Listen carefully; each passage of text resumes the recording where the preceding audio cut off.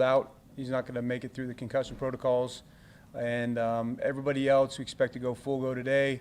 Then obviously you got to see how they make it the next 2 days. But as far as we know, they're going to make it. Norwell progressing to the point where you think he's going to be good? Yeah, I think really all the guys are progressing in that way. Again, when we go out there today, just making sure nothing happens today, and then see how they react on Saturday. Did you have any thoughts about tweaking some parts of the lineup, or did you, offensively, defensively? I think that's very much under consideration.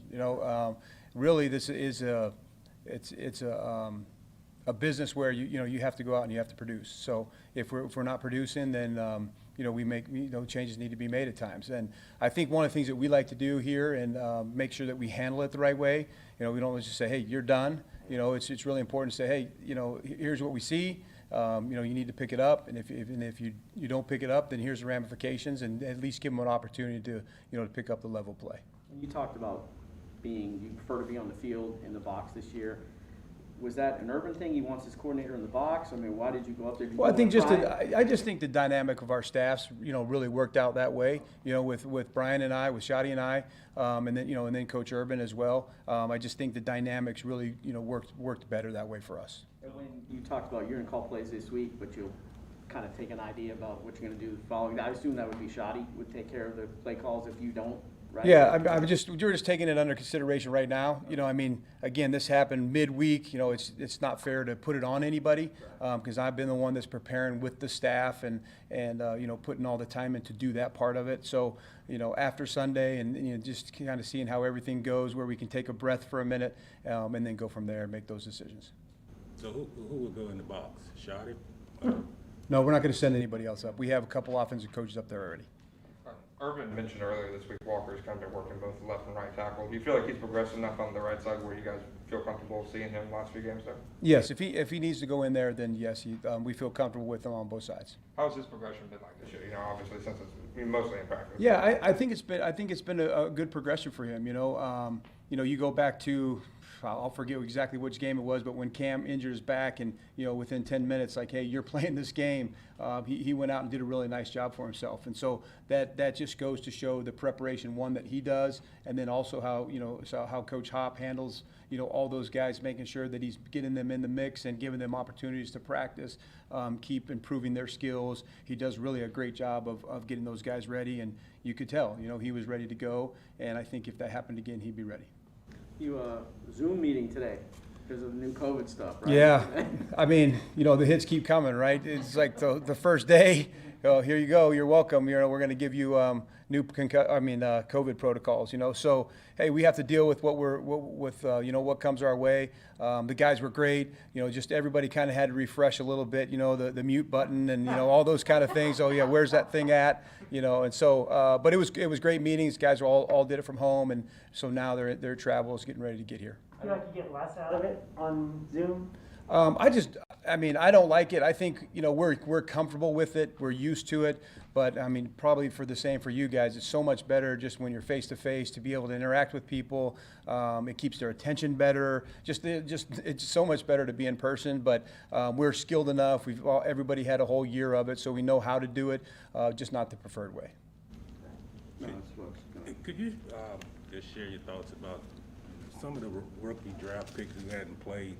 Is your philosophy different? Are you going to try to get them in the game in these last 4 games, or what's your thoughts about that? Well, I think that's communication, just amongst us all as a staff to find out, who's ready to go, who's playing well. But I don't think we're just going to, wholesale make changes to put guys in the lineup at this point, and we'll continue to look at those guys like Walker Little is a guy that, that you'd like to get looks at, and but we have starters for a reason, and we're going to continue to kind of move with those guys and see really where it takes us. I don't think we're just going to implement a young guy just to see what he can do at this point.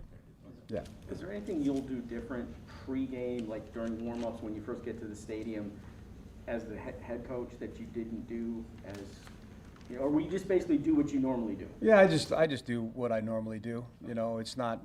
I kind of go out there, come back in, go out there one more time, come back in, and then go out with the team. So it's just, I don't know, I just kind of play it by ear, and something usually comes up that you have to figure out. And I think as the head coach, maybe more things. I know now I got to do the meeting with the officials, that you got to be in there for that. So for the most part, it'll be the same. Can we get personal for a second? Sure. What do you tell your family? How do you, you don't come here expecting to be in this position in 1 year. Correct. And you were in it last year. So how do you break that to your wife? How do you, and what's her reaction to that? That here you are settled, you think you're settled, and now you might not be settled. Yeah, I think it's a fun question, I guess. But I think, yeah, it's a hard question. I think our families in the business, at least when you've been in as long as I have, they understand the business. Now as you guys know, my 2 daughters are, got married this summer, and they have their husbands. I have a 17-year-old daughter that's here, so they've been through it. They kind of get the business and know. We're a really close family, and it was like, hey, I greased the skids from day one. When they were this high, I said, hey, listen, if one goes, all goes. We're not leaving anybody behind. We're all going. If you're a senior, we're going. Those kind of conversations. Yeah. But you still have to make decisions when they come. If it's their senior years, I know we talked about this. What are we going to do? So those are always discussions. But my girls, my wife, they're always very supportive. My wife is amazing, very independent. She can handle anything. So I'm really blessed to have her. And the girls are, they're awesome as well. So it's just something that we kind of just handle together as a family. And when things come our way, we just make the most of it. I'm assuming most coaches are like this too. When you go to a new job and you have to leave your family behind at first, do you just go, I got to go to X, meet me there, and they all handle everything else, the house sale, all that other stuff, packing everything? Yeah, really, that's what I'm saying about my wife. She takes care of all of it. The good part is I'm like, hey, I'm going here. Here's what we're going to do. We do make the decision together. But then from there, it's amazing. All the stuff shows up. The family shows up, and everything just happens around me. It is amazing. She handles it all, and I couldn't do it without her. You've never packed the box. I actually have packed a box only because we moved a couple times at the same stop. So when I was a young coach, it's like, oh, we're going to move from this, this duplex over to here or whatever. So I have packed some boxes, but on the big moves, I have not packed a box. I did drive a U-Haul from Green Bay to, where was I? When I went to Westmar University. Oh, right out of college. Okay. So we packed up a U-Haul and drove to Western Iowa, Lamar's, Iowa, when I started at Westmar, and I had everything in a U-Haul. Drove the U-Haul, the whole deal. So, yep. You had kids in the car? No kids yet. Oh, no kids yet. Yeah. What does it really take to get adjusted to all this? Your new schedule, your demands, the different responsibilities. Does that? You adjusted right now? Did it take time? I'm not adjusted right now because of this new protocol that came down. So that's where I just came from. I'm trying to adjust the schedule and figure out, do we do the virtual? Can we get them here? And just trying to juggle that around. So today's schedule's set. Tomorrow is what we're working on right now to try to make the most of that. So I don't know if used to it is not, but I like to have a structure and be able to have the schedule, but things come up and you got to roll with it. Knock on wood, you haven't had anybody go on the COVID list this week. Are you proud of that? We don't want to talk about that, right? We don't want to put that in the atmosphere, but we've been, yes, the guys have handled it really well, and hopefully these enhanced protocols that we have will keep it that way for us. All right. That's right. I said knock on wood. Thank you. Thanks, Darrell.